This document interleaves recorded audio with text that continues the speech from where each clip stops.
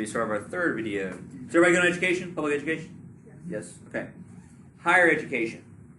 There's a big change in higher education too. So we already been seeing a change happen since Civil War because you have the Morrill Act. So we talked about this a while back. There was a Morrill Act passed during the 1860s. The second wave of this will happen in the 1890s, creating what kind of colleges? Public. Also with a focus of what? What's their abbreviation we use on the end of them? LSU technically is one of these. So is Southern. A&M, right? So the focus is developing more agricultural, mechanical colleges. Colleges pre-Civil War, Europe or America, traditional or classical education was very liberal arts-esque. You would learn languages, maybe some math, you would learn history, literature, a very classical liberal arts type education. But with industrialization in Europe and America, what starts to happen in universities, mid-1800s and beyond, is that where does the focus begin to shift now? Towards those types of Science, math, those types of skills, right? Which is why a lot of these new public education schools that are being developed with the Morrill Acts in the 60s and 90s, that's why they're A&M schools, because that's where the need is. Better farmers, better workers, right? Yes? So things like engineering or mechanics, those are the kind of things you're going to start pushing more now than before. But that's one of the ways that there are new colleges. So public education through the land grants. And don't forget, sometimes you might see it called the Morrill Land Grant Act. But both phases of this, the Morrill Land Grant Act in 62 and 90, create these public schools with a focus of A&M studies in the late 1800s. There's also more private colleges made in this time period by wealthy philanthropists. Carnegie develops a college. Vanderbilt develops a college, right? Rockefeller doesn't develop a college, but gives a buttload of money to the University of Chicago.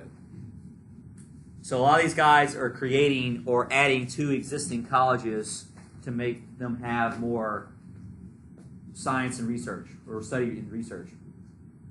There's also an increase of women's colleges. So there's also an increase of women's colleges as well, too. So some of the women's colleges include places like Smith, Mount Holyoke,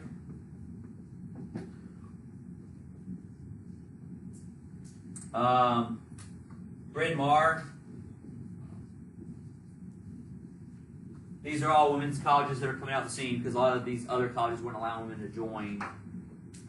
Or even if they could join, their studies were very limited what they could do or learn about. Like they weren't allowing them to be women doctors at this point. Lawyers. I mean, because obviously, back then they thought scientifically they're just science people, right? Were they right? Were they wrong? Should we have a mood assignment about this? No.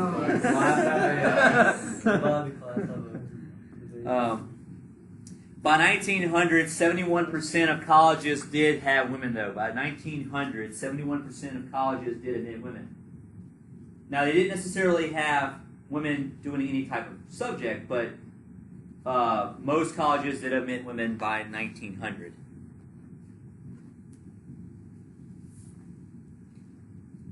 And even then, if they got married, whether they finished the degree or not, if they got married, the expectation was still that they would what? They would go be the wife and take care of the family, right? Not continue a career. The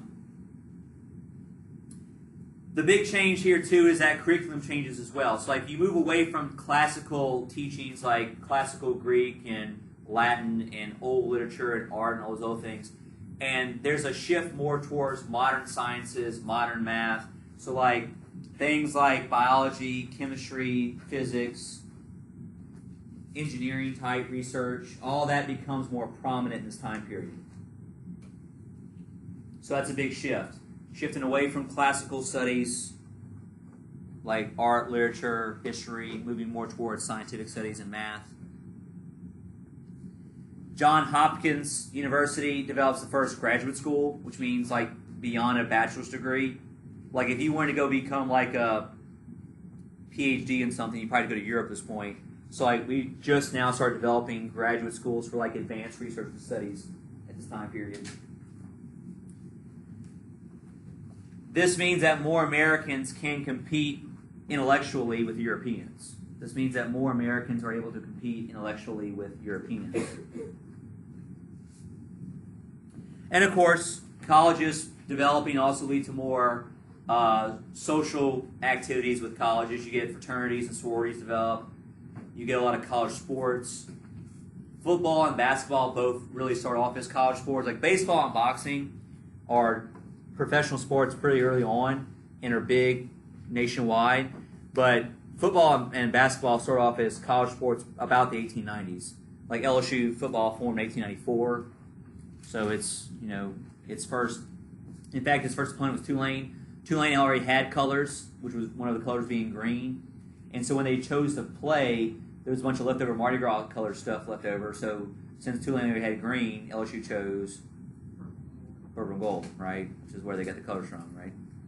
So football starts in this time period. So does basketball in this time period. So yeah. Everybody good on higher education? Okay. Social sciences and professions. Social sciences and professions. So basically, people decide, let's take some of these same new scientific approaches, because like you have new sciences being developed like chemistry and biology and geology and physics. Let's take some of these same approaches in science and apply them to society. And let's use some of these same approaches to understand people, essentially. And that's what social sciences are. Social sciences is where you take scientific approaches to people and how they interact with each other. So what's a course that we have here? Psychology. So psychology develops this time period. What's the bigger in mass study of people? What's the kind of the other half of psychology of people? Sociology, right? So psychology, sociology developed in this time period. Like social experiments or just social observations and research, right? Why do communities behave in certain ways, or why do this group act this way over here and not over there? That kind of thing, right? So sociology is like the big picture of people in society and how they interact with each other. You get anthropology. Anthropology is the study of like previous cultures or old cultures, how cultures develop. So anthropology. A subsection of anthropology is usually considered to be archaeology because there's no Mayans left anymore, right? So you got to do like digging and research to figure out what they did. Political science. You also take a scientific approach to understanding politics. So political science develops this time period. You would just call it civics here, but college would refer to it as political science. So these are all social sciences developing in the late 1800s to try to better understand how people and society works and functions. All right, that's a good place to stop. See you tomorrow.